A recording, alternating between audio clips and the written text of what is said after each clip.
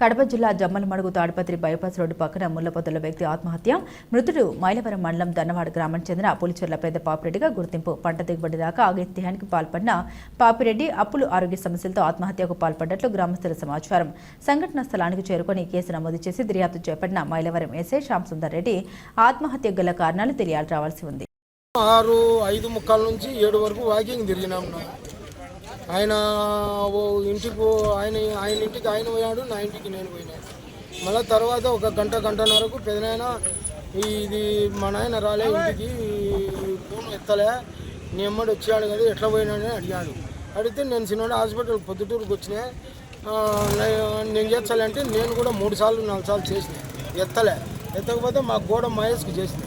మామది బండి బైపాస్లో ఉంది మామ, మళ్ళీ ఎక్కడ పోయినాడో ఆడ పెట్టిపోయాడు. నేను పొద్దున్నే అనుకునే 7:30 తర్వాత ఆయన ఇక్కడ వాకింగ్ వచ్చింది అంటే బండి ఉంది అని అంటేనే మా పిల్లలకు అందరికి ఫోన్ చేసి వరా పెద్దనాయన బండి ఆడిందంటే ఎక్కడ పోయి పాపిరెడ్డి బాబాయ్కి మంచి ఫోన్ ఎత్తారా, ఏం చేసుకున్నాడో అంతా కాలే, పిల్లలు ఏడుస్తారని చెప్తే వచ్చి చూసాలకు ఇక్కడ అనుకున్నాడు.